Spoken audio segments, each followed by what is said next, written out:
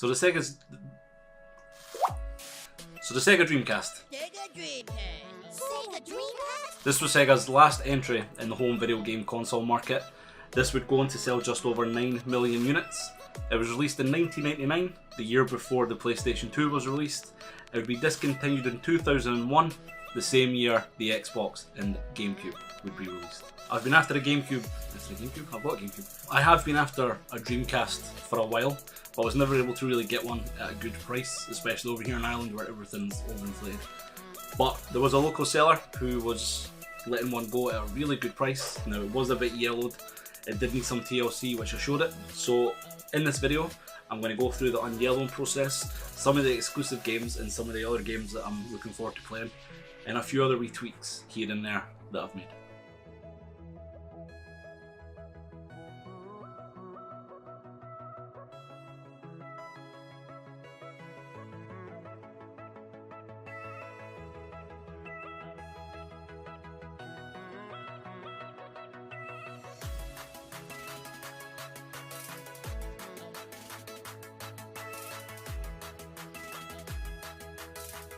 So, the first modification here is the GDMU.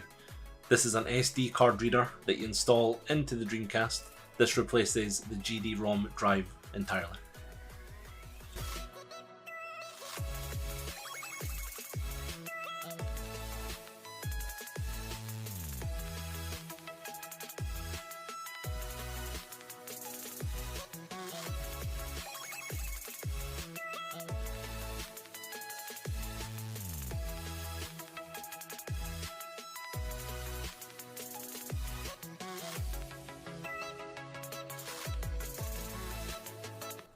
So I modded this Dreamcast in different stages. I got the GDMU here first, so I wanted to install this, kind of give it a test, see how it ran. So you'll see me kind of take the Dreamcast apart, do wee bits, put it back together to test it, but then you'll see the final result at the end of the video.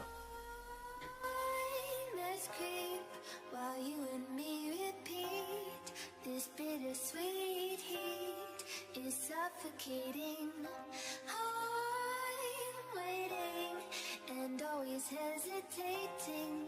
Kryptonite desires set my heart afire. Heart on fire. So here we are building the Solarium, at least I think that's what it's called. This is the UV light box that we'll be putting the yellow plastic pieces into once we've covered them in the peroxide.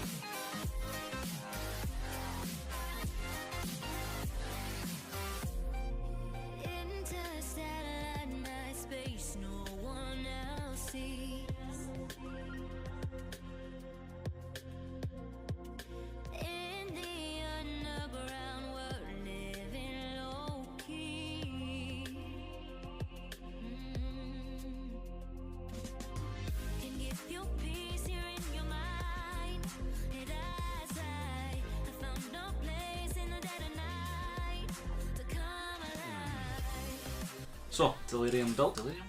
Sure that's what it's called. Lightbox thingy done. Now it's time to apply the cream peroxide and wrap it. And you just leave and see what happens.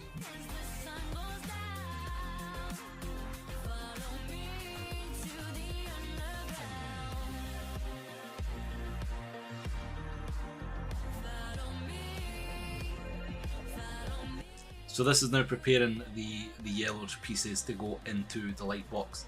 Now you'll see me here using peroxide. Now this is cream peroxide. This is the stuff you get from like the chemist. This is just to dye your hair blonde. I did a mistake here where I overwrapped it with cling film. You're meant to wrap it with cling film so the hydrogen peroxide doesn't dry out in the process. I've overwrapped it here. I think this kind of hindered the whole process in all. And this is how it should have been wrapped, just one layer over the peroxide is plenty.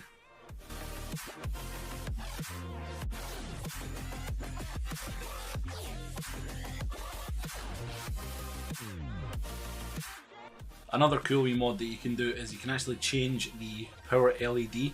Now it is just a standard LED diode, so it can be switched out. So here I've switched the kind of amber one to a blue one.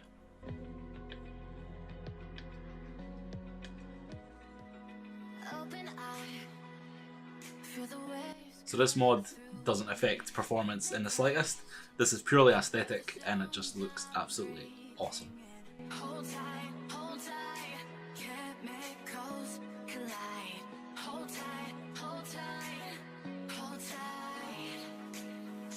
So because we have taken out the GD-ROM drive, there is no longer any need for this part here. This basically just causes overheating now because there's no need for the 12 volt rail that powers the GD-ROM drive, so we're just going to take it out.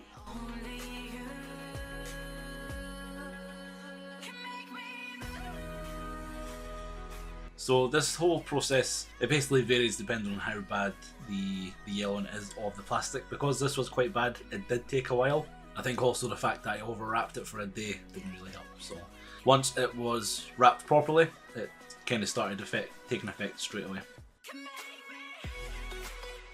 So all that being said, now it's time to put this Dreamcast back together and give it a test.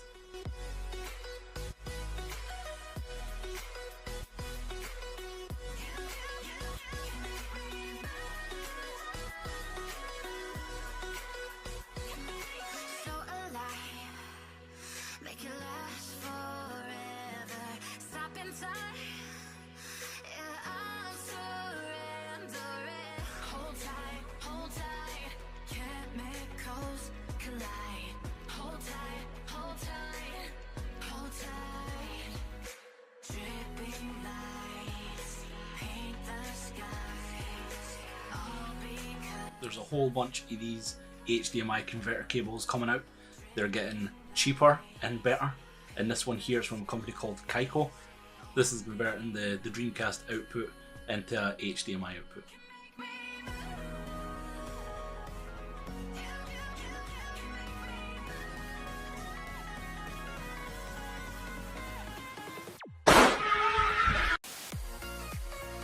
And that's it. Powered up, everything's running successfully. Because everything was taken apart, we need to set the time again on the battery, but that's not a problem.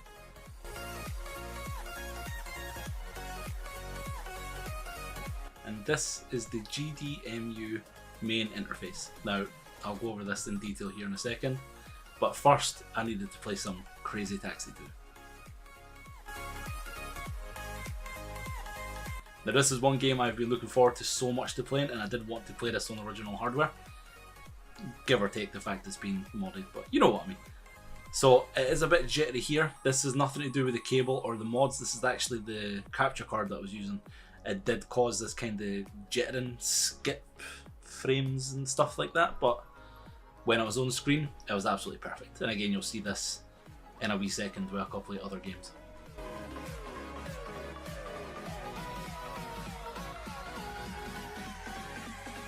So the SD card for the GDMU, you load on your CDI images or your GDI images. These are the Dreamcast ISO image files, and basically they play as normal. There's nothing really different that I can see. There has been some kind of compatibility issues with certain games. Now I don't know what the issue with that is, but it did happen.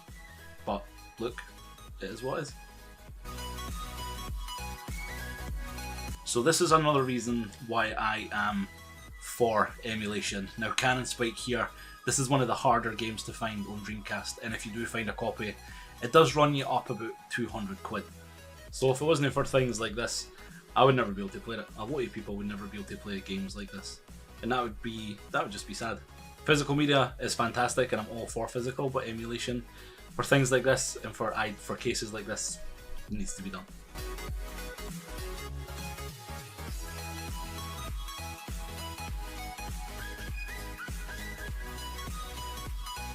Cannon Spike on the Dreamcast, one of the best games I think I've played in a long time, and it's so arcadey. The Dreamcast just seems to be very arcade feeling.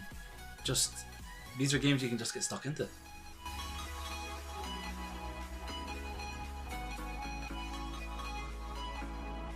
Ah, now we're talking. Tony Hawk Pro Skater 2. Now this was my absolute jam back in the day on the N64. So the Dreamcast version, it had to be tested. The GDMU handles it with no issues. The Kaiko cable makes it look very smooth. There's absolutely no problems running this here. On an absolute side note, just to compare this to the N64 version, the N64 version obviously had kind of cut down, reduced music tracks, so it's funny hearing the full songs now. That's just another cool wee bonus. I still love the N64 version, but playing this version just, oh, take me back. Illbleed on the Dreamcast. Now this has got to be probably one of the strangest games I've ever played. You use your senses to try and avoid traps. Now I wasn't very good at it. It's a very interesting game. It wasn't what I was expecting. I was expecting it to be just like a standard kind of survival horror, but no, it's the same thing. It's a cool idea. It's very weird, but I had so much fun playing it.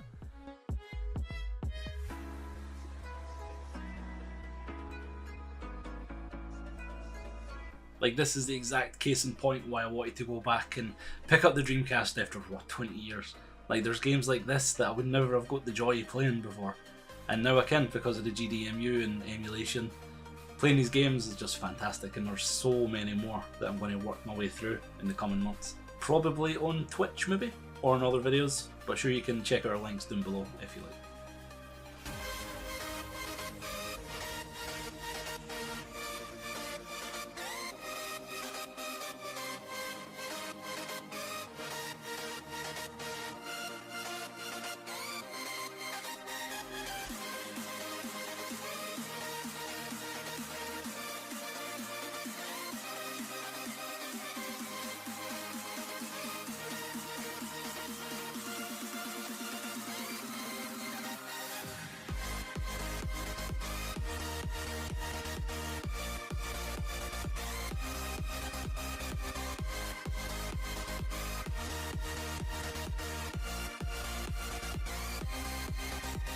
In the year 2022, last year, I got my very first Dreamcast.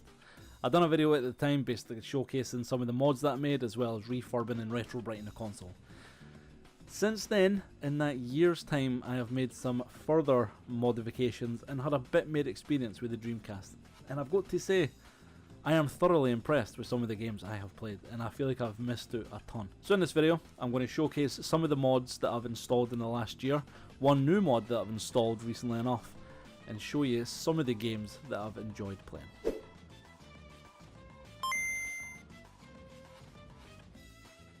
So here we are, a year later, opening the Dreamcast back up. Now I originally installed the GDMU board as well as the power LED. I switched that out for the amber to the blue. Over the course of the last year, I've also installed the controller port LEDs as well as a blue LED for the fan. So I'm just powering on here just to kind of give everything a quick test. As you can see here, the glue that was used to connect the LEDs to the controller port have actually come loose, so we'll need to fix that up. This is my wee box of goodies. This has got all my wee parts and stuff in it. I absolutely love this box. This is my Geek Out box. But the plan is here to install the JQ6500, I believe it's called. I'll throw a link down below. I was going to install a power switch, but saw sense in the end. Basically, when you get this board and you plug it in, you basically need to flash the sound clip to it. When you plug it in, you'll have this wee program. You throw the clip on, and then that's pretty much it sorted.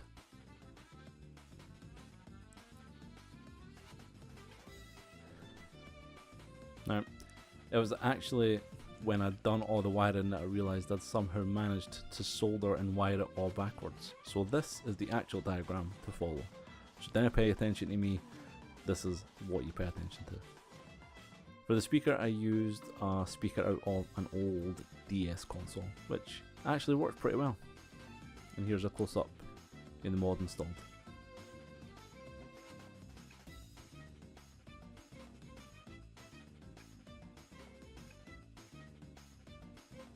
So with that mod installed, I put everything back together only to realise that my controller was no longer working. So without a memory card, it's working fine. See it moving there? Everything's fine. When I put in the memory card, or the VMU, it completely shuts down. I switch off, then nothing. So it's now time to take it back apart. So there's a wee fuse here labelled F1. I've replaced it with a red LED just to kind of bridge it. This is just to kind of show you where it is. This is a common problem with the Dreamcast, where these fuses and capacitors tend to go fairly quickly. I got a wee replacement kit here for eBay. I'll throw a link down below. This has got the fuse, the resettable fuse, it's got a capacitor, it's got an LED, and it has a battery holder as well. The only pain in the arse is that I have to take the whole thing apart to get to the controller port board. So I have to undo all the soldering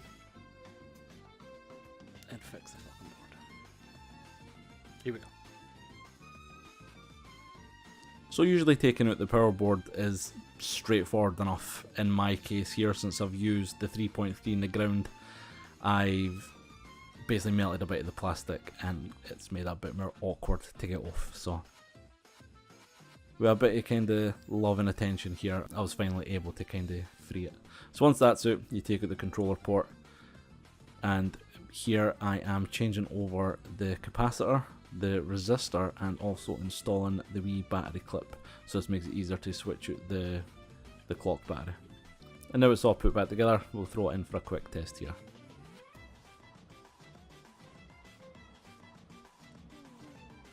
And as you can see, everything seems to be working fine again.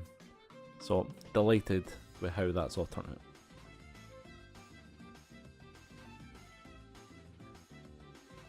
So now it's time to reconnect everything, solder all the points back together, and get this thing up and running, closed, and time to play some games.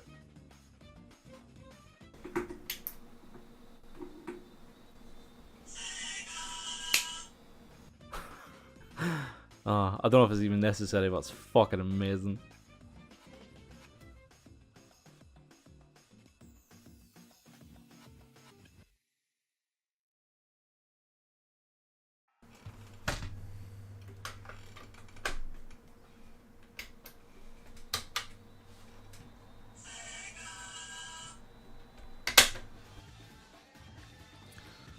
So now it's all up and running, everything's looking good. We're going to play some games here, and these are a few games that I have loved playing over the last year. So hope you enjoy.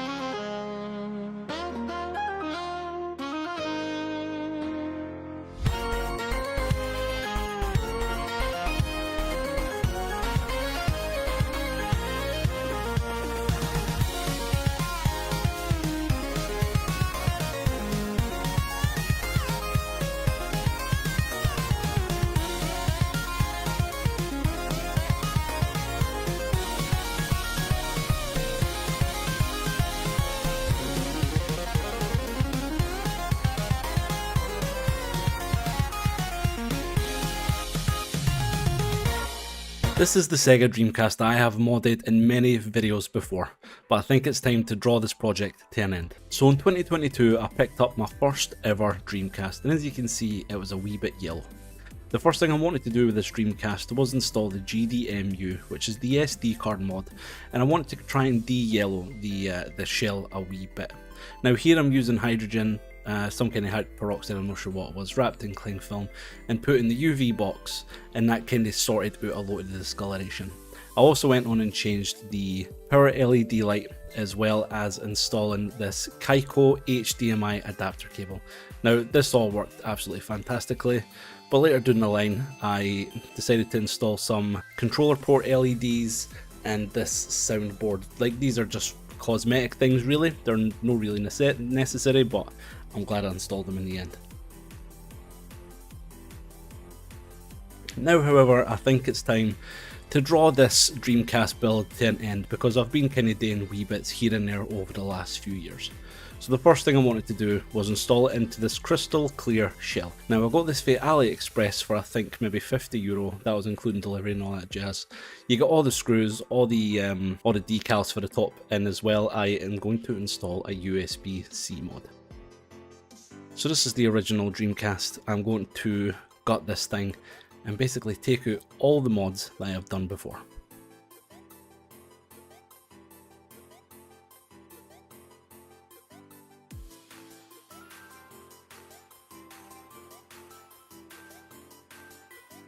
Now as you can see, it's a bit of a mess here with wires and everything like that, so I'm going to do just a few kind of bits to tidy this up once I've taken everything out. So the first thing we're going to do is have to uninstall this power board, and that's going to be the kind of main thing here, because this is going to be one of the main things getting replaced. I did have to solder directly into the pins for some of the other wee mods I've done here, so getting it out was a wee bit tricky, but once it was out, it's just a case of unscrewing everything and basically just gutting the thing.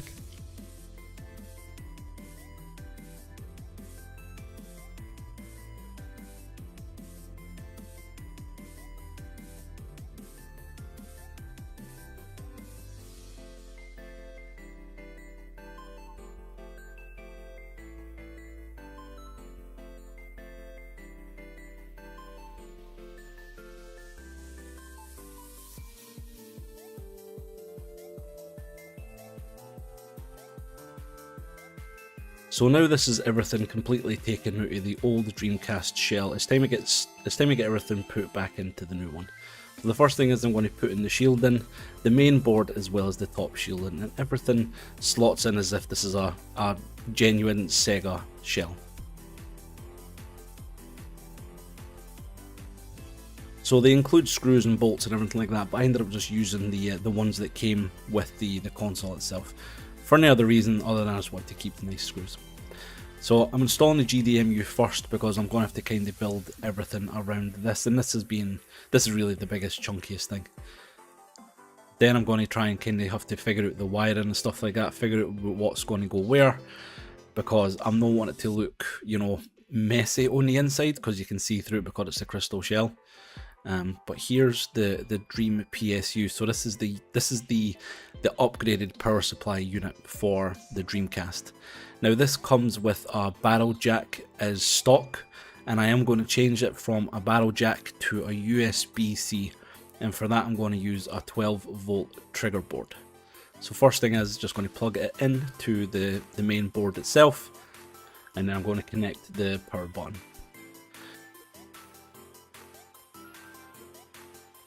With the controller port LEDs, I decided to take these away because I am going to install other LEDs into the console as well, and because these are a kind of static, I wanted to just get rid of them. Now the wiring here is for if you're wiring the 4 ports, but I decided just to wire the one, because I'd really only be using the one.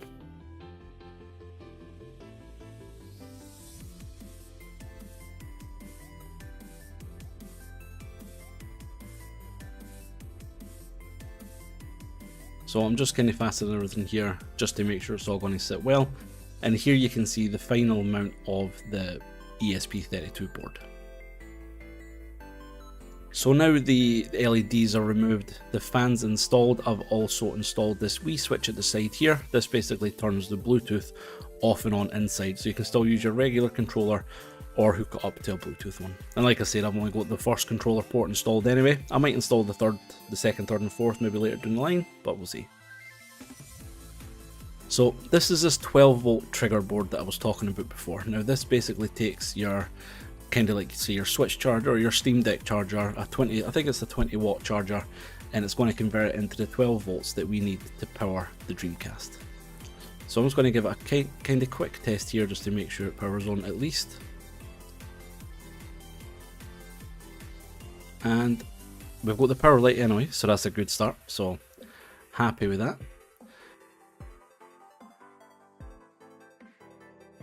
So I'm going to use this Dream PSU's extra ports. It's got two 5 volt and two 12 volt plugs to basically attach other wee peripherals. So this is where I'm going to attach the fan LED as well as the Bluetooth board and the LED ribbon as well.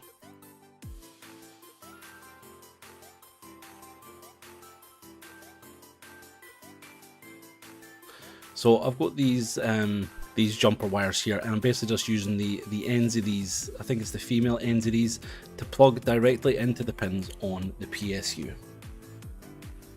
And thankfully they fit absolutely perfectly and they work. So as you can see here, the LED for the fan has come on and the power for the soundboard has also come on.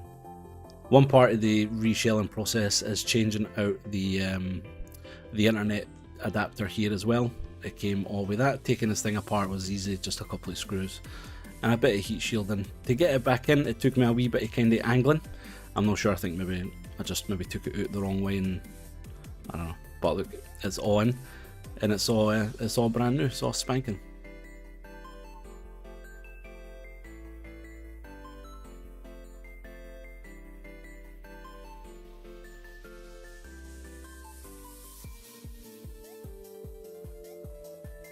So the next thing I'm going to install here are these LEDs, these LED lights. So again, along the same lines as because they're USB-C, they just need 5 volts. So I'm going to snip off the USB end, strip the wires back to show the positive and negative side, and I'm going to attach these again then to the jumper wires that I had before. And then these will plug straight into the PSU itself.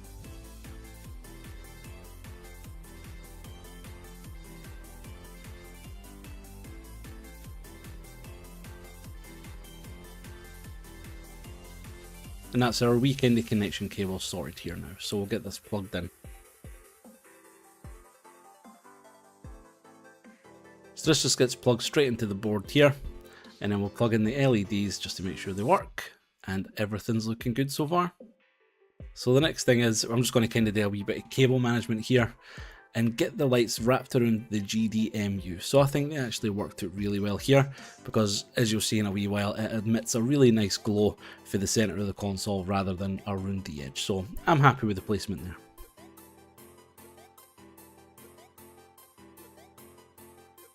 And plug it in, we'll get a final test, see the thing lighting up like Christmas, and we are sorted. God, there's so many lights there. So everything seems to be working, so we'll get the top shell put on, and then we'll see how everything looks once it's plugged in.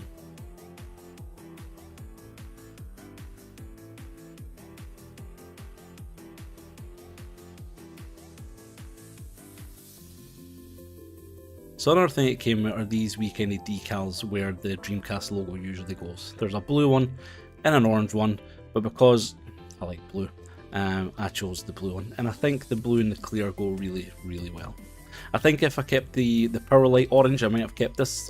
I might have used the orange one for this, but I think the blue one looks absolutely spanking. So we'll get the thing booted up, and we'll make sure everything basically runs first. The thing doesn't sizzle, and everything's looking good. So we'll get this thing plugged in.